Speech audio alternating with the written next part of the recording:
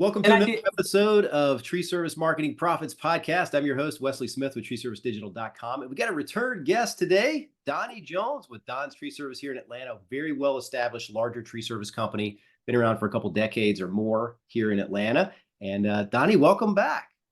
Well, thank you. I'm glad to be back, Wes. And thank you so much for your program and what you do. You've been such a inspiration for me, but you've also been an asset to our company. So I just want to say thank you for what you do and your incredible team.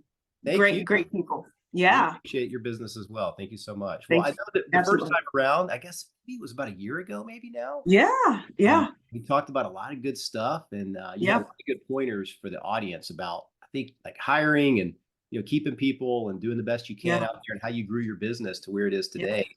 And today we're Yeah. going to talk about some really important things that you had mentioned. Yes. We got on Yeah. here about core values and things that Yeah. really set your business apart, I think, from the competition, right? Yes, absolutely. And it's funny because I just came from a training where we learned a lot, did took two of my top team leaders there. And when we left, we realized, man, there's a lot that we can learn, but there's also a lot that we're doing right. And the thing that kind of struck us was, as awesome as the training was, there was an issue. It seemed a little bit with integrity, and it made us really focus on why integrity is important to us. And that's actually one of our core values. And just real quickly, our core values are love, respect, integrity, teamwork, discipline, and consistency, and gratitude. So I just feel like it's important to start talking about those things because we live in a society where people want to trust the companies that they're doing business with. And I realize now, looking back, that even when we had nothing as a company, meaning, no chippers, no chipper trucks, or we had a chipper, but it was kind of raggedy, but people would still do business with us because they trusted me. And I built our company on that trust and integrity. So coming back from that training, I started talking to other people in business, and they were like, Doni, I know exactly what you mean. I went to this workshop or I read this book, but something about it didn't feel right. Some of the advice was great, but some of it didn't feel right. And I always tell people, you have to stick with your core values, what rings true to you, and be able to put that out in the marketplace. Because if you try to do something different, people will feel it. They'll pick it up. So, yeah. That's good. That's good. It sets you apart from the competition. And I think Yeah, that, each customer that you go out, do good work for, you delight that's them. right. And then all of your That's right. team is kind of rowing down the same, path, right? Like if you have Yeah, core absolutely. values, you instill that in everybody. I feel like Yeah. that's really important. It's super important, and I think the other thing that made me think about it, have you heard this term quiet quitting? Like a Yeah. lot of people are talking, that's like a big subject right now. Yeah. And I thought about that, and I know it does happen. Luckily, at least I believe we don't have an issue with that.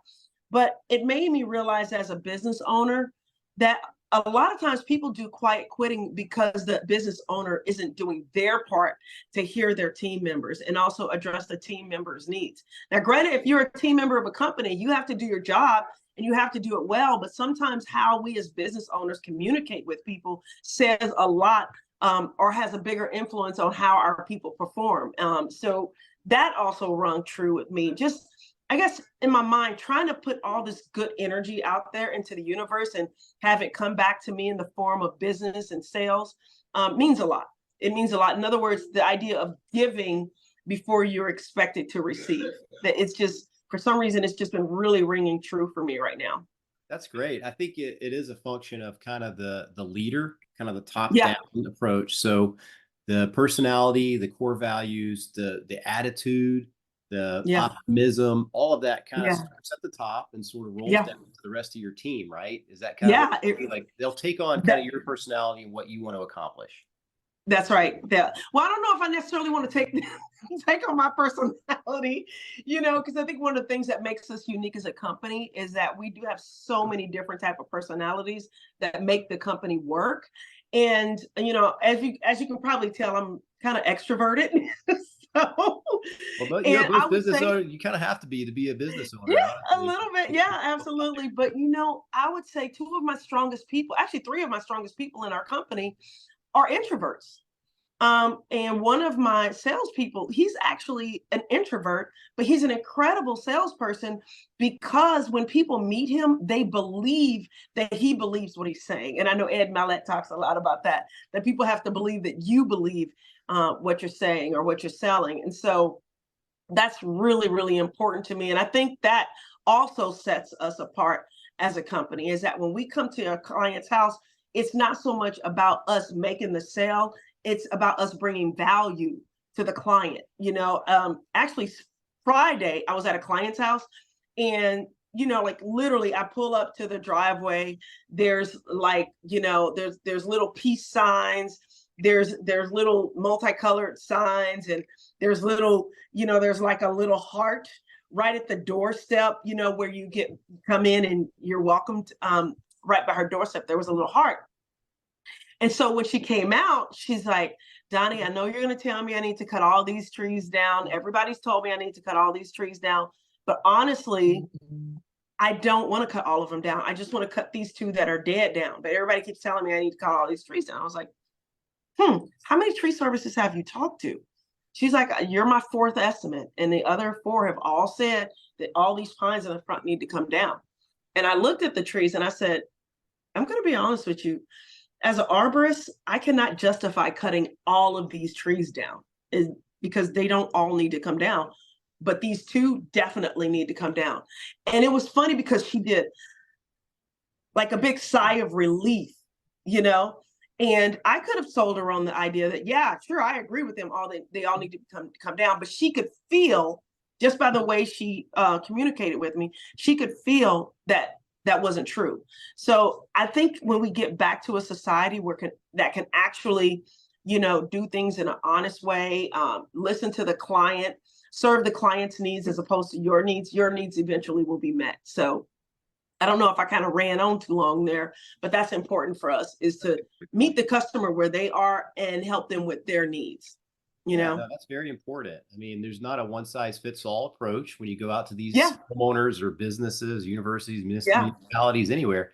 Like, Yeah. they're sometimes looking for that consultation as far as like what would be the best step forward, not just remove all the trees, but let's look at a couple of them here. We know these need to be taken down, but you were honest. Yeah. You told her what you could do. Yeah.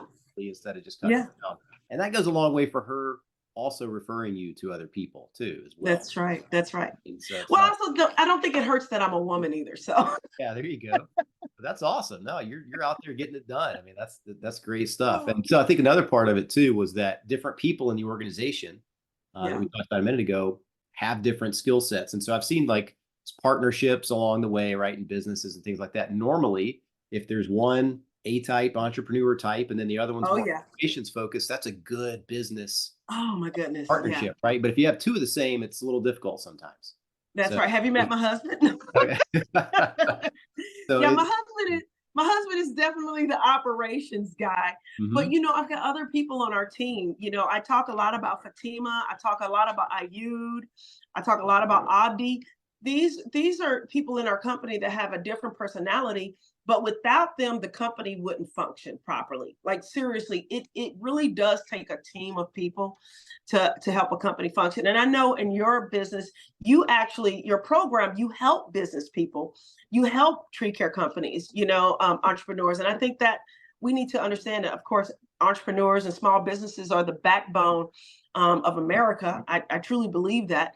But we also need to hold those companies and those people accountable for how they treat their team and how they lead, and making sure that they're giving their team members room to grow, and give them the support that they need to where they can be who they are and be even better. Meaning you create an environment where they can rise to the level and be their best self, Yeah. So you got to have that operator, but you need both. You need that person out front, that's got the voice, but you also need that person behind the scenes making sure things work out. So, yeah. That's right. Those are good points there. And it seems that, as you continue to grow and you keep building the team out, building the company out, is there one thing that maybe when in your day-to-day business, that's really the most important thing with your team and your, the team members, the employees, people that are working for you? Is there one maybe thing that's just important? Is it a positive attitude? Is it more than that? What is it that you do to keep people with you longer and doing the right thing every single day. Because you're right, like every time you delight a customer, that could lead to more referrals. But Yeah, bad news, if you do bad work, will spread faster than good news typically. So that's right. how do you accomplish that with a larger team like you have? Well, you said one thing I think is a key factor, which is a positive mental attitude. A positive attitude definitely matters. But I also go back to doing the work. Like, do the work. I watch a gentleman, his name is Alex Hermosa, you might be familiar with him. And he talks about how people try to shy away from the hard work. And I think if you're honest with your people, going back to integrity, if you're honest with your people and let them know up front, this is hard work, but we're in this together. I think if you can communicate that up front, you alleviate the feeling of people being misled, or the feeling of people going, oh, well, she didn't tell me this, or she didn't tell me that. But I think honest and open communication about the work that needs to be done, I think that's a big part of what has allowed me to be able to grow a great team, is because we are all committed to doing the work. And I know doing the work encompasses a lot, but if you think about it, if your climber is not doing his job, are the trees going to get cut? If your operations manager isn't doing this job, are things going to be organized? If your accounting person isn't doing her job, is that her or his or hers? Because I know accountants can be either one. Mm-hmm. Things don't get done. But I think the big factor that people shy away from is, and I think it's a big factor for us, which what makes us successful, is people are committed to doing the work. Like we don't sugarcoat that part. And I think sometimes people try to sugarcoat it, like, oh, making 200 calls. I mean, just it'll be fun. No, that's work. Working when it's 30 degrees outside, that's work. So I would say, to answer your question, I would think the one thing for our company is that we all have the mission of doing the work. Right. So, and one of the things too, that's great. I think one of the things too is like that I've heard before that seems like a very, very positive thing to roll downhill, is that if the owner or the leader is not afraid to ask the team members to do something that they wouldn't do themselves. So that's right. Same thing with me. Like I'll do things all the time that I want to do them. It's work. Yeah. I like that part of the work. I like that you've been through every stage and every step of the work, and maybe you're not doing it now, but you still know how to do it and you still like to do it. Yes. So don't be afraid of doing the work that you're asking other people to do. You're still, willing to do it yourself. Yeah. Well, I remember a couple of weeks ago, we had a driver out, and we had a crane job, and we have a couple of trucks that needed to be on the other side of town. And so one of our junior guys was going to drive the truck, or wound up driving the truck. But I saw in a group text, they were kind of chatting about this.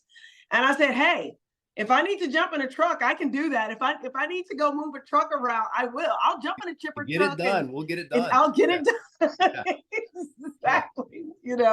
That's good. And I don't think, no matter how high you go in a company, I don't think you can give the idea or the attitude that I'm too good to do this. Now, granted, if you're working in a Fortune 500 company or a Fortune 100 company, and then there's a problem at the factory, are you necessarily going to be the person that goes down to the factory and fix it?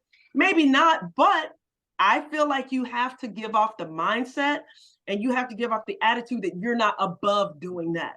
In other words, people know to their core that, hey, if something goes down, the owner has our back, and he's going to jump, or she's going to jump in and do whatever it needs to.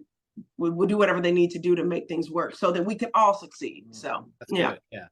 Let's pivot just for a second and talk about getting the right talent to your company. Yes. Getting employees. What we've talked about so far, I think, is so important with company culture, top down leadership style, optimism, all of that.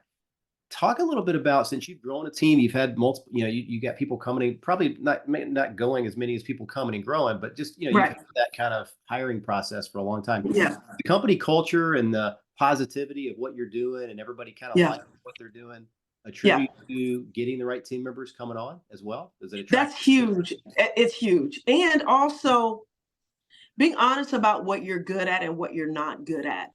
I have been blessed to have a couple team members, specifically one that comes to mind, Ayud, who is incredible at finding talent. He is so he's just incredible at finding talent. And actually, right before this call, he brought to me that we're having a challenge with a gentleman, and I jumped right on the phone and addressed that issue head on. But as far as finding good people, as the business owner, you have to get good at finding good people that have strengths that you don't have, and shore up those strengths, and support those people that have those strengths. So once again, going back to having somebody that's really good at finding people, I have a gentleman in our company that's really good at finding people. But I also have to admit that I'm good at finding people that are good at finding people. Does that make sense? Yeah, that's good. And Yeah. and I'm still part of the process. For example, Fatima, she manages our administrative team. So I might meet somebody, but I'm going to put them in front of her first when it comes to administration. And she's going to actually have an interview with them to make sure that they're the right fit for our culture and our company. So being able to trust your people to go, hey, I really think this person is great, but I want to put them in front of you, like having a process in place. And I know a lot of times as small business people, we don't necessarily have a process in place.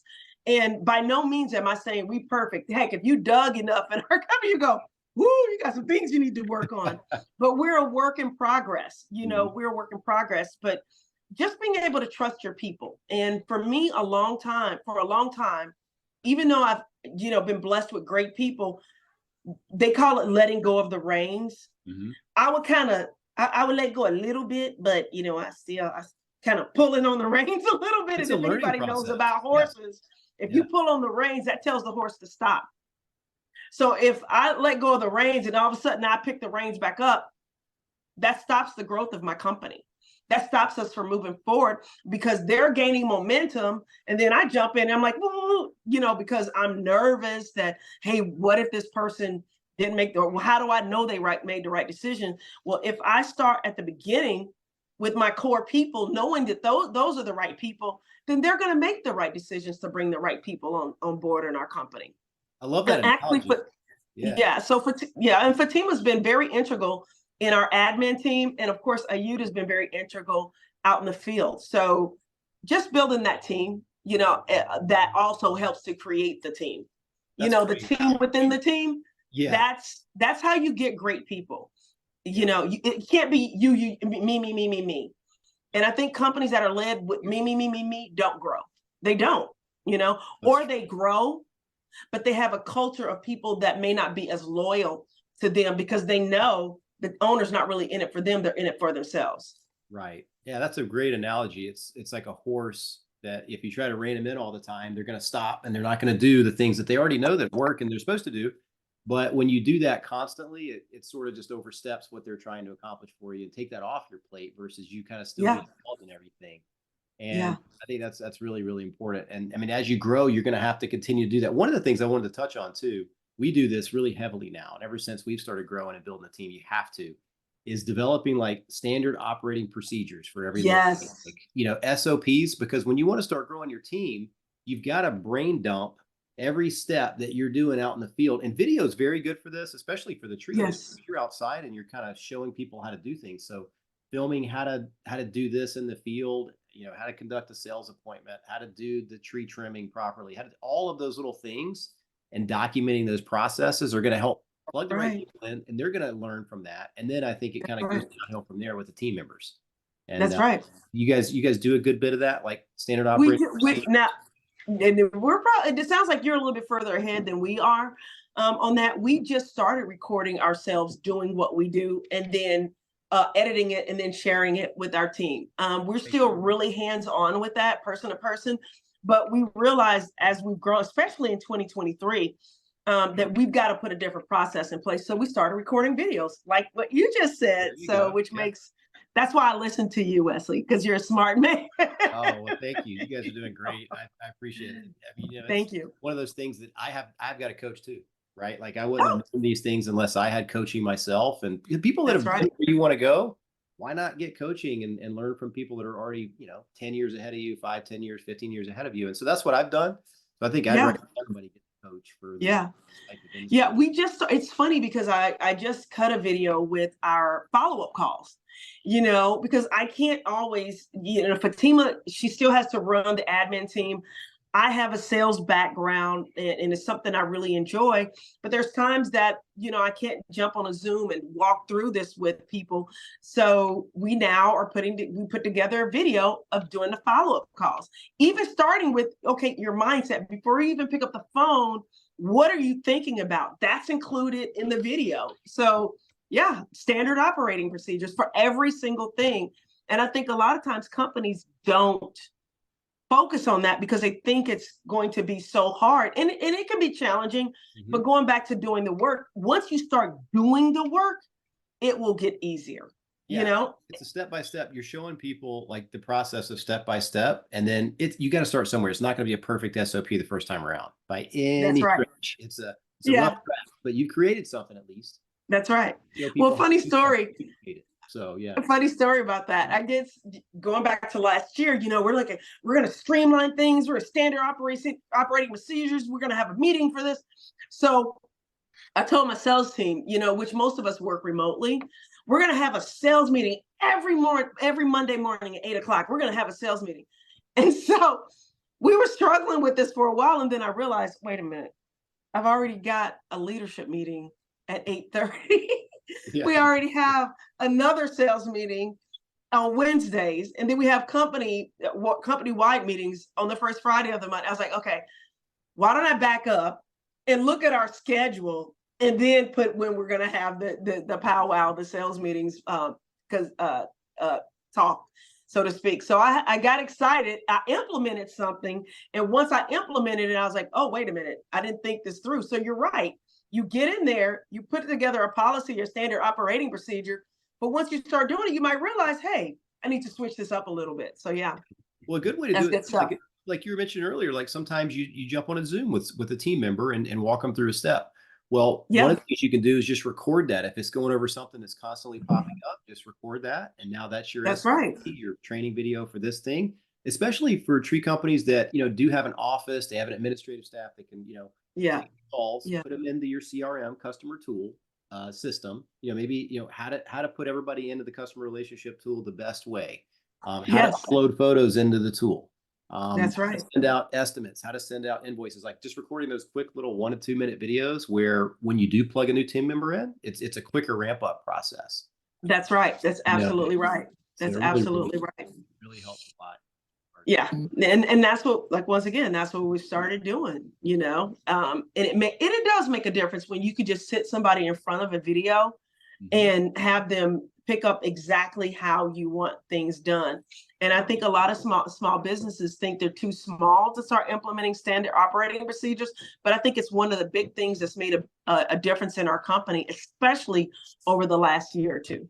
Yeah, absolutely. I mean, it'd be really tough and difficult to grow if you don't put those together, at least for the leadership team, because those people are out there with the boots on the ground guys every day. That's right.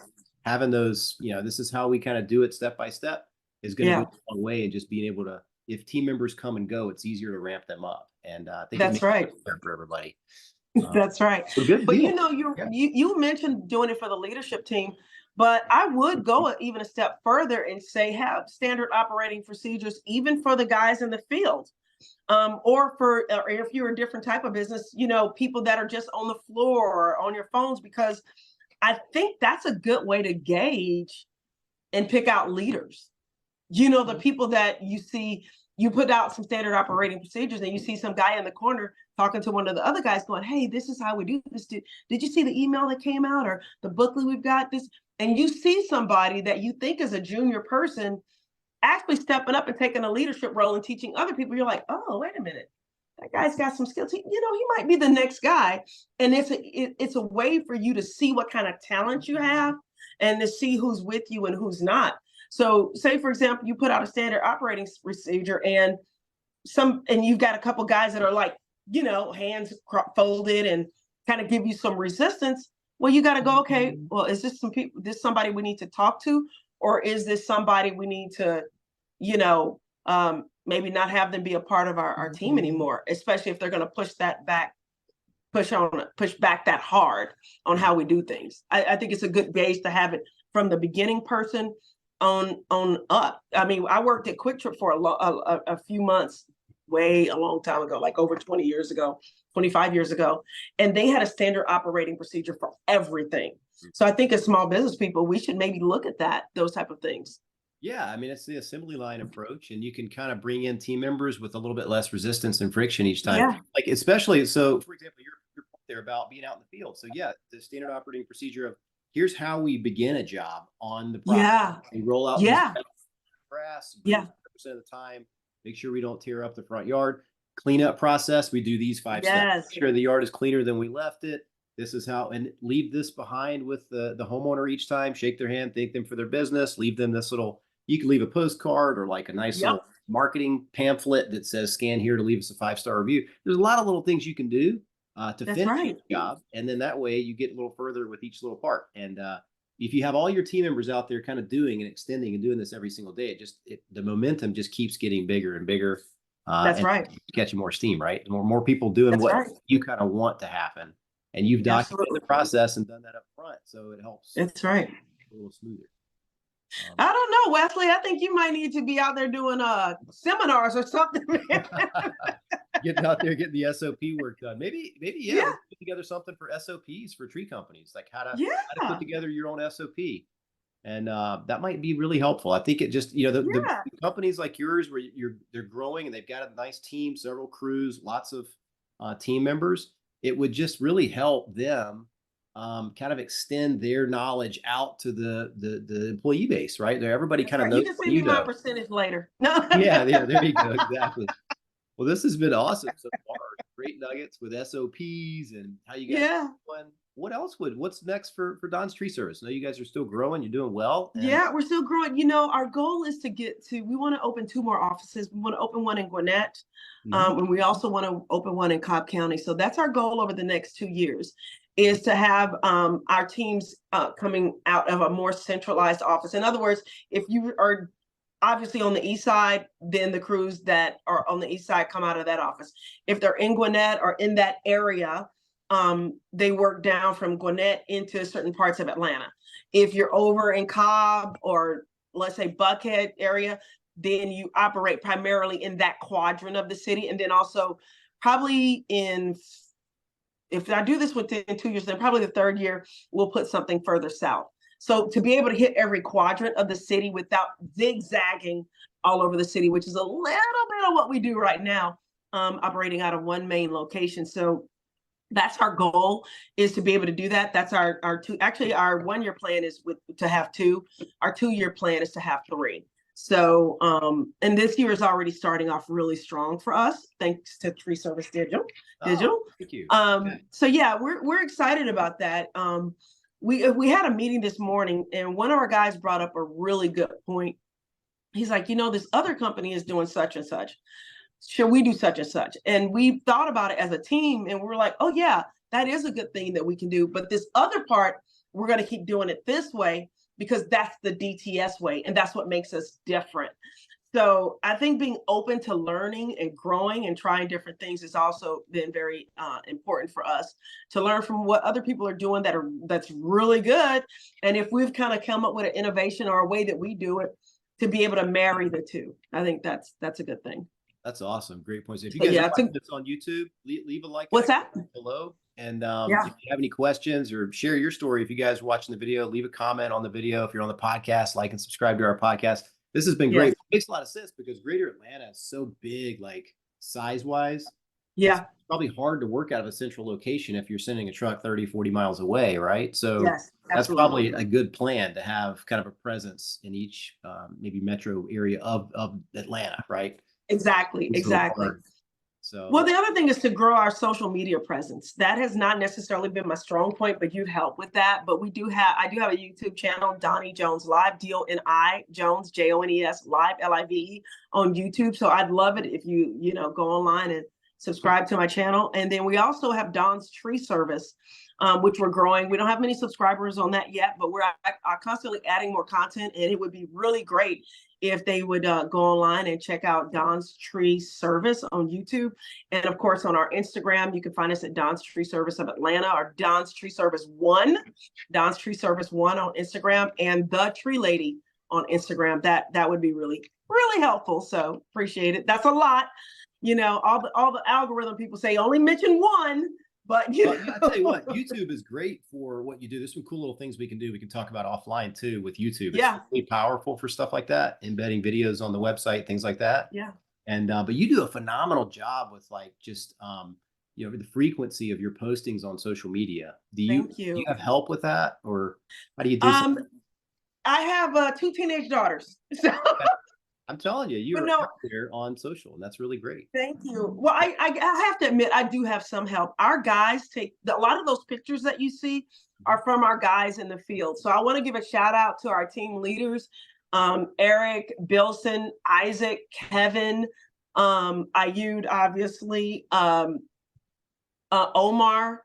These guys, Clinton, these guys really work hard to make sure we have content that we can put out on social media. So it means a lot that you recognize that and appreciate that, because I know you're amazing on social media too, and building Tree Service Digital.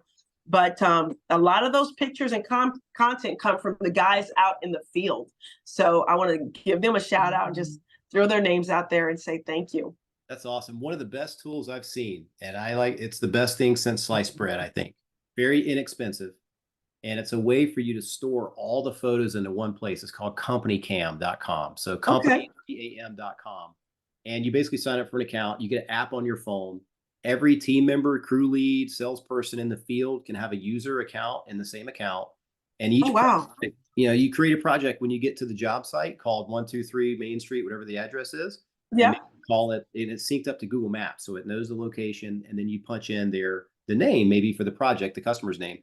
And you can literally take all the photos and videos you want and store them in this app for like $20 per month per user.